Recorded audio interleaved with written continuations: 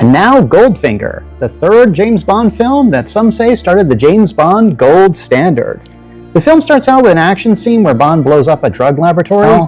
This sort of began a tradition of showing Bond at the beginning of a film wrapping up a mission, often really not related to the rest of the film at all. Then the credit sequence with the classic Shirley Bassey song sets the musical tone that is James Bond. Then it shows Bond on vacation at Miami Beach, where he meets his old friend Felix Leiter. Leiter tells Bond that this one guy over here is Art Goldfinger, and he's really good at smuggling gold across borders, and he's also cheating in a card game. Bond sees that this woman, Jill Masterson, is looking at Goldfinger's opponent through a pair of binoculars, and he puts a stop to it by romancing Jill. This ticks off Goldfinger so much he covers Jill in gold paint, and she dies of skin suffocation. M then tells Bond to investigate Goldfinger, and Bond plays a game of golf with Goldfinger.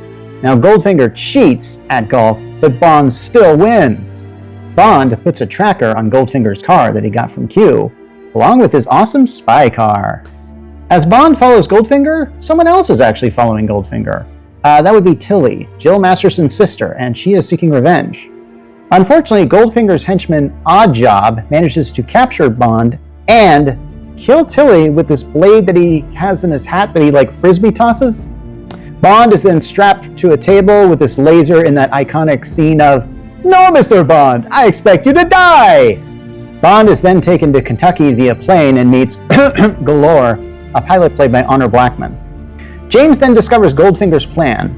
He wants Miss Galore's team of stunt planes to fly over Fort Knox and use Delta-9 nerve gas to kill everyone.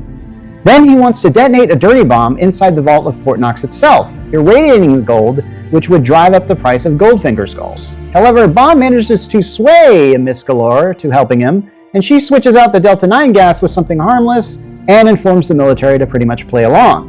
So Goldfinger continues his plan, not knowing the CIA and the US military are prepared to ambush him. Oddjob then cuffs Bond to the bomb itself, but he's able to escape and face off with the henchman and his deadly hat.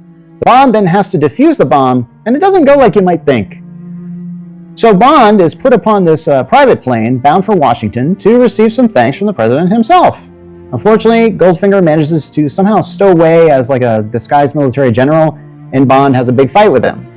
A bullet from Goldfinger's gold-plated gun causes an explosive decompression that kills him, and Bond and Miss Galore parachute out.